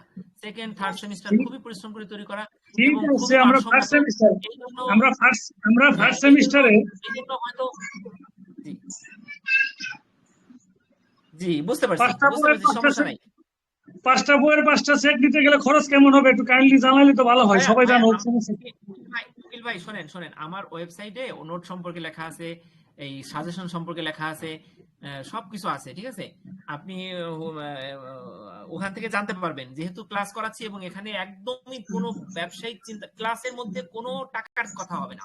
কেন হবে না উকিল জি ভাইয়া? জি কারণ জি, ক্লাসে থ্যাংক যার ইউ নোট থ্যাংক ইউ। নাই, যিনি নোট নাই, দেখেন 4টা বছর ধরে নোট নেন নাই, জীবনে একটা সাজেশন বই আমার কাছ থেকে নেন নাই, কিন্তু আমার স্ক্রিন দেখে উনি পড়ে আমার সাথে উনি ভালো রেজাল্ট করছেন। তাহলে এরকমও মানুষ আছে, তাহলে তার প্রতি সম্মান রেখে আমি এখানে দাম, বিক্রি, কুরিয়ার, পার্সেল এগুলো বলা ঠিক হবে না, ঠিক আছে? বুঝতে পারছেন? এটা একদম ফ্রি ক্লাস, এখানে সবাই ওপেন। আমরা তাহলে উকিল ভাই পরে বলবো আপনাকে, আপনি আমাকে নক দিন। আচ্ছা, তাহলে সরল ঘটনা এবং যৌগিক ঘটনা এই দুটা কিন্তু পারলেন আপনি। এবার নিশ্চিত ঘটনায় আসি। অনেকে শুনতে পাচ্ছেন না, ভিডিওটা রেকর্ড হচ্ছে, হয়তো আপনি আমার কথাগুলো শুনলেও তখন শুনবেন, কিন্তু আপনি শুনতে পাচ্ছেন না, ভিডিওটা আপনি দেখে নেবেন আশা করি। নিশ্চিত ঘটনা দেখেন, কোন পরীক্ষায় একটি ঘটনা ঘটার সম্ভাবনা 1 হলে, এখন আপনি বলে দিতে পারতেন না যে কোন ঘটনাটা ঘটবেই, এটা হলেই তাকে নিশ্চিত ঘটনা বলে। হ্যাঁ সেটাও সংজ্ঞা ঠিক আছে, কিন্তু পরিসংখ্যানিক দৃষ্টিকোণ থেকে আপনি বলবেন কোন পরীক্ষায় একটি ঘটনা ঘটার সম্ভাবনা 1, কত 2 না, কিন্তু 1 হলে ঘটনাটি নিশ্চিতভাবে ঘটবে, ফলে তাকে নিশ্চিত ঘটনা বলা হয়। ক্লিয়ার? এইভাবে লিখবেন। বুঝতে পারছেন? 1 মানে কি? মনে করেন লুডুর গুটি নিক্ষেপ করলে 6টা ফলাফল করতে পারে, কিন্তু আপনার পড়বে কয়টা?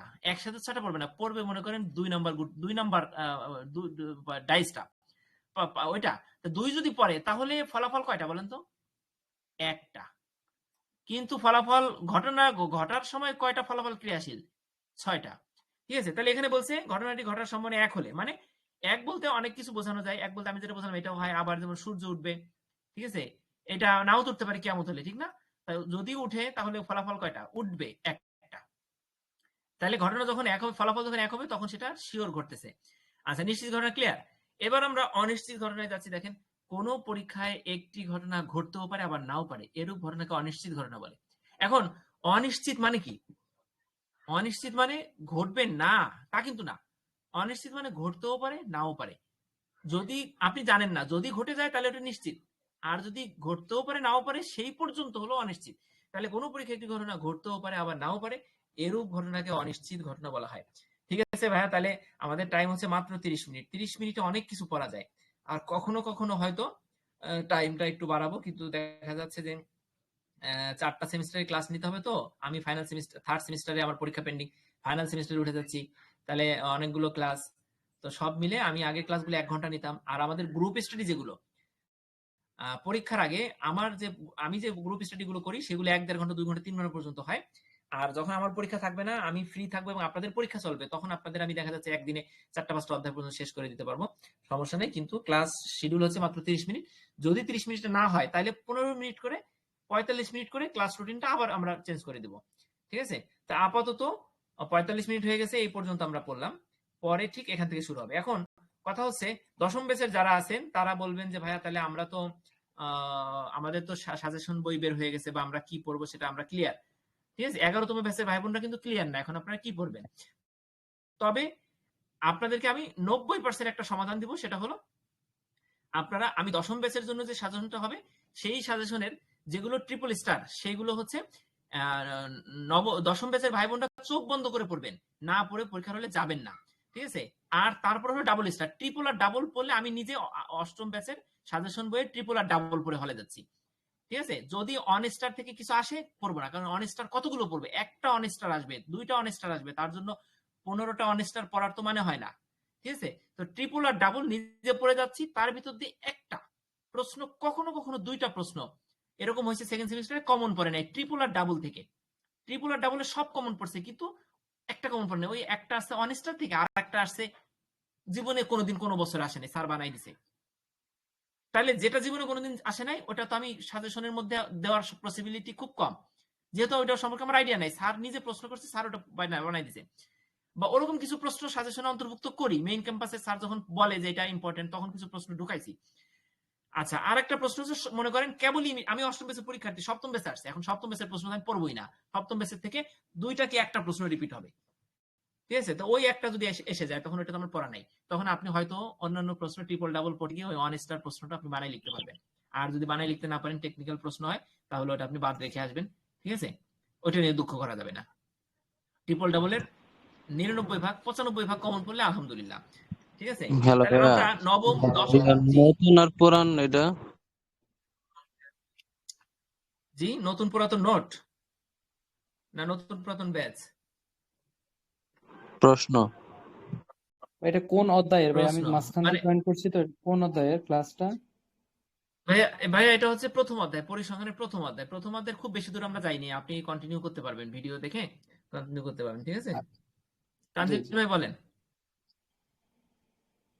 ওই যে এই এই আমি বলতেছিলাম যে নতুন বই আর পুরান বইয়ের মধ্যে থেকে কোনো কিছু আসবে কিনা। আচ্ছা, ঠিক আছে, ভালো একটা কথা মনে করাইছেন। আমি একটু ভাই বোনদেরকে একটু জিনিস মনে করাই দিতে চাই, সেটা হলো আপনারা অনেকে ওই যে পিডিএফ, আমি চেক করব লেটেস্ট আপডেট, আমি গ্রুপে দিয়ে দেবো। তবে পিডিএফ বই যেগুলো ওপেন ইউনিভার্সিটির ওয়েবসাইটে আছে, সেইটার মধ্যে second semester, third semester, fourth semester সব নতুন নতুন, মানে অনেক আগের বই, কিন্তু ওইটা চলমান, ওইটাই লেটেস্ট সিলেবাস, ঠিক আছে? কিন্তু প্রথম সেমিস্টারের মৌলিক ব্যবস্থাপনা আর মানব সম্পদ পিডিএফ ফাইল যেটা ওপেনের ওয়েবসাইটে দেখেন, ওটা হলো পুরাতন বই। আপনাকে নতুন বই দিলে ওই পুরাতনের সাথে নতুনের হয়তো, যেহেতু মৌলিক আর মানব সম্পদ ব্যবস্থাপনা একই বিষয়, অনেক কিছু মিল থাকবে, কিন্তু টপিক প্রশ্নের ভিতরে লেখা টাকা মানে অনেক অমিল, ঠিক আছে? এখন আপনি কোন বইটা পড়বেন, এটা একটা প্রশ্ন। আমি অলরেডি গ্রুপে কিন্তু এই বিষয় নিয়ে অনেক মেসেজিং করছি, আপনাদের গ্রুপে 11তম ব্যাচের গ্রুপে দিছি। এখানে আপনি পিডিএফ বইগুলো ফলো করবেন না, পিডিএফ বইগুলো ফলো করবেন টেকনিক্যাল কারণে। কোন কিরকম কারণে? যে আমরা দশম ব্যাচের যে সাজেশন বইটা তৈরি হচ্ছে মৌলিক ব্যবস্থাপনায়, সেখানে একটা জিনিস যে পুরাতন পুরাতন নতুন বইয়ের আলোকে সাজেশন হচ্ছে না, সরি, বিগত বছরের প্রশ্ন কিন্তু যা আসছে সব কিন্তু পুরাতন বই থেকে আসছে, নতুন বই থেকে আসে না। এখন যে সাজেশনটা করতেছি, তা তো আমি বিগত বছর মেইন ক্যাম্পাসে স্যার যেটাকে ইম্পর্টেন্ট বলে, বা আমার চিন্তাধারায় যেটা ইম্পর্টেন্ট, ঠিক আছে, সেইটার আলো সাজেশন করতেছি। এখন নতুন বইয়ের মনে করেন একটা প্রশ্ন কখনোই আসে নাই, তাহলে সেটা তো সাজেশনে অ্যাড হবে না, স্বাভাবিকভাবে হবে না। কিন্তু নতুন বইয়ের থেকে যদি প্রশ্ন করা শুরু করে স্যারেরা, তখন কিন্তু নতুন বইয়ের যে প্রশ্ন জীবনে কোনোদিন আসে নাই, সেই প্রশ্নটাই কিন্তু আসবে। এবার বোধহয় 1-2টা নতুন বই থেকে আসছে বোধহয় নবম ব্যাচে, কিন্তু সেটা ধরার মতন না, অনেকে ধরতে পারেন নাই, ঠিক আছে? এখন দশম ব্যাচেও যে নতুন বই থেকে প্রশ্ন হবে তা কিন্তু না। কেন হবে না? কারণ বিভিন্ন ক্যাম্পাসে পুরাতন বই দিচ্ছে। পুরাতন বই মৌলিক এবং মানব যদি দেখেন যে আপনি একবারে অফসেট পেপার পাচ্ছেন সাদা ঝকঝকা, তাহলে বুঝবেন এটা পুরান বই। আর যদি দেখেন যে এই মৌলিক ব্যবস্থা মানব সমাজ ব্যবস্থাপনা এটা মানে একবার নিউজ প্রিন্ট বলা কাগজ, তাহলে বুঝবেন এটা নতুন বই। ঠিক আছে, তা আপনাকে নতুন পুরাতন দিলে আপনি নতুন টানার চেষ্টা করবেন, আর যদি না দেয় হ্যালো তাহলে ভাইয়া। পুরানটা নিবেন। ঠিক আছে, জি ভাইয়া আসলে আমি সন্তুষ্ট যে আপনার যে সাজেশন বইটা আমি যেটা ফলো করেছিলাম সেটা কমন আসছে 95%। আমি খুবই সন্তুষ্ট যে আপনার নতুন পুরাতন মিলে যে সাজেস্ট গুলো করছেন এগুলো কমন আসে। তো হ্যাঁ ভাইয়া এখন চিন্তা করতেছি আমাদের যে বেস হ্যাঁ আমরা জি আছি এখন আমাদের ইনশাল্লাহ সামনে আমাদেরও মানে সহজ হবে। তো আমরা এটা নিয়ে চিন্তা করি না, তারপর জাস্ট মানে বললাম আর কি আপনার কাছে। ঠিক বুঝতে পারছি। মানে বিষয়টা হচ্ছে শোনেন, আমি যে সাজেশন বইটা করি, মনে করেন এখানে আমি যেন তেন ভাবে করতে পারি না। ফটোকপির দোকানদাররা যেন তেন ভাবে একটা শীট বানাতে পারে, একটা সাজেশন দিতে পারে, কিন্তু আমি পারি না। কেন পারি না? কারণ আমি নিজে শিক্ষার্থী, 1 নাম্বার। 2 জি নাম্বার হচ্ছে ভাই, ভাই কি উকিল ভাই বলেন। আমি যে আপনি যে ঘটনা বলছেন, আপনার ওখানে ঘটনা দিচ্ছেন 4টা, কিন্তু আমি যে বই পাইছি এই বইতে আছে 5 নাম্বার হলো পুরো পরিপূরক ঘটনা, 6 নাম্বার সম্পূরক ঘটনা, এরকম 7, 8, 9 পর্যন্ত আছে, ঠিক আছে, 12 জি জি পর্যন্ত জি আছে। ঠিক আছে, জি থ্যাংক ইউ। আমি তাহলে একটু বলি এখানে কেন, শোনেন আমি বুঝেন মনোযোগ দিয়ে। ঘটনা কি? বিভিন্ন প্রকার ঘটনা লিখুন। এখন 3 মার্কে যদি এটা আসে, তাহলে আপনি 3 মার্কে বিভিন্ন প্রকার লিখতে বলছে না, বলে নাই কিন্তু যে 10 প্রকার ঘটনা বা বইতে যত ঘটনা আছে সব লিখুন। আমি কিন্তু একটু আগে বলছি যে ঘটনা আরো থাকতে পারে। এখন ঘটনা আছে, এই দেখেন নিচে আছে পূরক বা পরিপূরক ঘটনা আছে, নিচে আছে সম্পূরক ঘটনা আছে, না, পূরক বা বর্ণনশীল ঘটনা পরিপূরক বিবরণ আছে। আপনি চতুর্থ ডাইরেক্ট মনে হচ্ছে যে আলাদা একটা প্রশ্ন, বাট এখানে তো ওই যে একই সাথে হ্যাঁ আলাদা সিরিয়াল প্রশ্ন, 1, আলাদা 2, প্রশ্ন। 3। আসলে কি ভাই আমরা তো জব আলাদা করে প্রশ্ন। এতগুলো পড়ার তো আমাদের জন্য পসিবল হয়ে উঠবে না। না না তানজির ভাই, আমি আনসারটা দিই। থ্যাংক ইউ তানজির ভাই, আমি আনসারটা দিচ্ছি। দেখেন, এইখানে যদি পরীক্ষায় আপনার আসে সম্পূরক ঘটনা কাকে বলে, তাহলে আপনার সংজ্ঞা দিতে হবে, চিত্র দিতে হবে। কথা বুঝেন? তাহলে আমি যদি সবগুলোর, আমার পরীক্ষায় আসছে 3 মার্কে বিভিন্ন প্রকার ঘটনা লিখুন, তাহলে আমি কি এই সবগুলো দিব? বুঝেন? শেষ হয়নি কিন্তু এ পর্যন্ত। ধরা খেয়ে যাবেন না? কারণ একটা অঙ্ক মিলাইতে গেলে আপনার মুখস্থ করে যদি অঙ্ক না যান, উত্তর কত হবে সেটা যদি যোগ করে না যান, তাহলে অঙ্কটা করতে গেলে, যেমন অষ্টম বেসে একটা অঙ্ক করতে যে আমার প্রায় 45 মিনিট লাগছিল। ঠিক আছে, অথচ যারা মুখস্থ করে গেছে অঙ্কটা, উত্তর কত মুখস্থ হুবহু আসছে, একবার ধরে বসাই দিচ্ছে, নকল টকল যারা করছে বসাই দিচ্ছে, 2 মিনিট লাগে না, আমার 45 মিনিট। চিন্তা করেন, তাইলে আপনি সময় পাবেন আবার পাবেন না। তো সেই হিসাবে ঘটনা কি, ঘটনা বিভিন্ন প্রকার ঘটনা লিখুন, এটা আসলে আপনি জাস্ট এতটুকু উত্তর দিবেন। ক্লিয়ার? আসসালামু আলাইকুম আলামিন ভাই, একটা কথা বলার জি ছিল। ভাইয়া। একটা জিনিস জি আমি ভাইয়া বলেন, দেখলাম আপনার আপনার বলেন। ক্লাসটা অনেক সুন্দর হয়েছে, মাশাআল্লাহ, ভেরি গুড।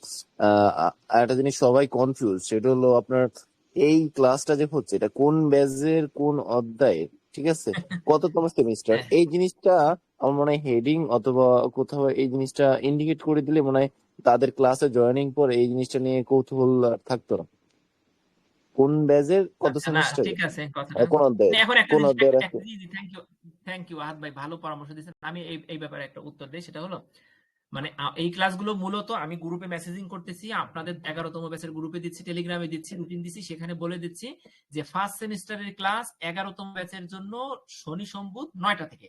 এইটা কেন বলছি আর কেন ওইভাবে আপনার মতন করে বলতে পারি নাই, কারণ দেখেন ফার্স্ট সেমিস্টারের ক্লাস 11তম ব্যাচের জন্য নিতেছি, কিন্তু এখন এইখানে নবম ব্যাচ, দশম ব্যাচ, অষ্টম ব্যাচ, সপ্তম ব্যাচ ফেল করা, পরীক্ষা হয় নাই, পেন্ডিং থাকতে পারে, কিন্তু তাদের জন্য ক্লাসটা না। আমি যদি এখন পরিসংখ্যান ক্লাস না, কিন্তু তারপর তারা করতেছে, এখন আমি যদি লিখি 11তম ব্যাচ, তাহলে দশম ব্যাচের কিছু ভাই বোন আছে কনফিউজড হয়ে যাবে। এই জন্য আমি বলতেছি কমন কথা যে ফার্স্ট সেমিস্টারের মৌলিক ব্যবস্থাপনা ক্লাস। এখন ফার্স্ট সেমিস্টারে যে ব্যাচের ফার্স্ট সেমিস্টারে আছে, সে তার জন্য এই ক্লাসটা। ক্লিয়ার? হ্যাঁ, এই আপনি জিনিসটা শুধু এই দেখবেন। জিনিসটা একটু হেডিং দিয়ে এই জিনিসটা হেডিং দিয়ে একটু লিখে দিলে মনে হয় যে ক্লাস যারাই করবে তারাই বুঝতে কোন অধ্যায়টা আচ্ছা পড়তেছে আচ্ছা আচ্ছা, এবং ঠিক কোন আছে, মানে সাবজেক্টটা নিয়ে পড়তেছে, ক্লাসটা করতেছে, এইটাই। বুঝতে পারছি। ঠিক আছে, ঠিক আছে, ওকে। তাহলে আমি এখানে এই ইয়া করে দিব, মানে একটা মেসেজ ক্লাসের আগে দিয়ে দেবো যে এই ক্লাসটা হচ্ছে। ঠিক আছে, কারণ পিন পিন করেও দেওয়া যায়। ঠিক আছে, পিন করে দিতে পারি, আবার পিন করে দিছিলাম রুটিনটা সবাই দেখে, তো এই জন্য পিন করে দিছি ওইটা, প্রিন্ট মেসেজ। ঠিক আছে, যাই হোক, আর ভিডিওটা রেকর্ড হচ্ছে, ওখানেও শিরোনাম থাকে কিরকম, আপনার থাকবে হচ্ছে প্রথম সেমিস্টার ব্যবসায় পরিসংখ্যান প্রথম অধ্যায়। আর একটা থাকবে, এই যে যেমন এখন এটা হচ্ছে 307 নম্বর ক্লাস, 307 থাকবে। কেন থাকবে? কারণ আপনি মনে করেন কালকের ক্লাসটা, আগামী সোমবারের ক্লাসটা মিস করছেন, তাহলে আজকেরটা 307 আপনি ভিডিও দেখে পড়ছেন, কিন্তু সোমবারের ক্লাসটা হচ্ছে 308 না, ওইটা একটু সিকোয়েন্সটা একটু এলোমেলো হবে। আপনি চিন্তা করবেন 307-এর পরে তো 5 আসবে না, 307-এর পরে নিশ্চয়ই 8 আসবে না, 9 আসবে, তখন আপনি ওই সিকোয়েন্স ধরে আপনি ক্লাস তালাশ করবেন। ঠিক আছে, এই জন্য 307 308 এরকম থাকবে। ঠিক আছে, আর এই যে ওয়েবসাইট ঢুকতে পারেনি আপনারা, ওখানে একটু সার্টিফিকেট জনিত সমস্যা হয়েছে। aminkhan.net www.aminkhan.net/OSG ছোটদের এইটাই সব থাকবে, কি পড়তেছি কি পড়বো এটা থাকবে, আপনি প্রতিদিন দেখতে পারবেন। ঠিক আছে, ওইটা আছে কিন্তু ওদের ঢোকা যাচ্ছে না, অনেকে ঢুকতে পারতেছে না, তো ওইটা থেকেও দেখে নিতে পারবেন যে কোন ব্যাচের ক্লাস কখন আছে। ঠিক আছে, হ্যালো আচ্ছা ভাইয়া, আমি একটা জি জিনিস বলতে চাচ্ছি যে আমাদের যখন পরিসংখ্যান অঙ্কগুলো যখন করাবেন, তখন মনে করেন কিছু কিছু সময় দেখা যায় লোডশেডিং এর কারণে বা বিভিন্ন যান্ত্রিক সমস্যার কারণে আমরা কথা শুনতে পাই না, একজন শুনলে আরেকজন শুনতে পায় না। তো ওদিকটা একটু ক্লিয়ার করবেন আশা করি। আর হচ্ছে যে স্ক্রিনে ভালো মতো দেখা যাচ্ছে, বোঝা শুনেন যায় না, এখন বুঝতে এটা পারছি। এখন এগুলো হচ্ছে কি একটু করলে আপনার একটু যে ভালো হয়। মোবাইলে, জি যে মোবাইলে ভালো ডাটা দেয়, যেমন এখানে আমি আমার এখানে বাসায় কখন এয়ারটেলে ভালো পাই, কখনো আবার কখনো টেলিটকে ভালো পাই, একটু মাঝে মধ্যে সমস্যা আপ ডাউন করে। ঠিক আছে, এখন আমি আমি যেহেতু ওই যে আমার বাংলা আর্টিকেলস আছে, হ্যাঁ, ওয়েবসাইট আপনারা দেখছেন, প্রশ্ন শেয়ার করছি, ওখানে আমার লেখালেখি করা লাগে, কাজ করা লাগে, তা আমার ওয়াইফাই প্লাস 2টা ডাটা। হ্যাঁ, কারণ কোনটায় কখন ভালো পাবে আমি তো কাজ থামায় রাখা যায় না। আপনাদের ক্লাস শিডিউল ছিল দেখেন, এর মধ্যে 2বার কারেন্ট গেছে, আবার ল্যাপটপের চার্জ, ল্যাপটপটা কত পার্সেন্ট চলে আসে দেখেন, মাত্র 29% আছে। তাহলে এরকম বিপর্যয় আমারও হয়। তো সব মিলে আমি এই যদি আপনার অন্য কোনো প্ল্যাটফর্মে ক্লাস নেই তাহলে অনেক সমস্যা, আর যদি টেলিগ্রামে নেই তাহলে ভিডিওটা ইজিলি রেকর্ড করা যায়। আপনি চাইলে ইজিলি আপনাকে ওটা আমি ইনবক্সে শেয়ার করে দিতে পারবো। আর যদি আমি ইসে নেই, জুমে নেই, তাহলে ওটা কিন্তু ডাউনলোড হবে ভিডিও আকারে, ওইটাকে আবার আমি আপলোড করব, সাইজটা অনেক বড় থাকে। আবার জুমে অনেক কর্মজীবী হয়, এখানে যদি 50 জন থেকে থাকেন, 60-70 জন যখন থেকে থাকেন, এখানে মিনিমাম 20 জন এখনই জুম ক্লাস নিলে 20 জনের কেউই ঢুকতে পারবে না, কারণ তাদের সেটে জুম নাই, অথবা জুমটা চালু নাই, অথবা ঢুকতে গিয়ে আরেক জায়গায় ঢুকে গেছেন। ঠিক আছে, তো সব মিলে ভাইয়া টেলিগ্রামটা আপনি, খুবই হয় এখানে হ্যালো ব্যবহার ভাইয়া, করা। আপনি আপনি শুধু ইউটিউবে দিলেই হবে। আর হচ্ছে এই যে আপনার এই যে ইয়াটা স্ক্রিনে ক্লিয়ার থাকলে, আর যে আপনার কথা যে বোঝানোর ইয়াটা, কথাটা যদি শুনতে পাই তাহলে এটা চলবে, শুধু জি ইউটিউবে বুঝতে দিলে পারছি, হবে ঠিক আছে, আগে। শুনতে পাবেন, আশা করি সবাই শুনতে পাবেন। হয়তো যার নেটওয়ার্কটা একটু খারাপ সে হয়তো একটু কেটে কেটে যাবে, বেঁধে বেঁধে যাবে। ঠিক আছে, সে একটু ভালো নেটওয়ার্কের ব্যবস্থা করবেন, এটাই আর কি। তাহলে আপনাদের একটু যদি, যেহেতু শুরুর দিকে 2-3 মিনিটের মধ্যে কারো যদি কোনো বিশেষ কিছু জানা থাকে, যেহেতু আমি আপনাদের একটু আগের ব্যাচের, হয়তো অনেক তথ্য দিয়ে আপনাদের হেল্প করতে পারবো, যদি কেউ কিছু জানা থাকে বলেন, কারণ পরবর্তী কালকে তো 30 মিনিটের মধ্যে শেষ করে দিব, হয়তো কেউ সুযোগ পাবেন না, একটু বলেন, কারো কিছু জানা থাকলে বলেন, নাহলে শেষ করে দিই।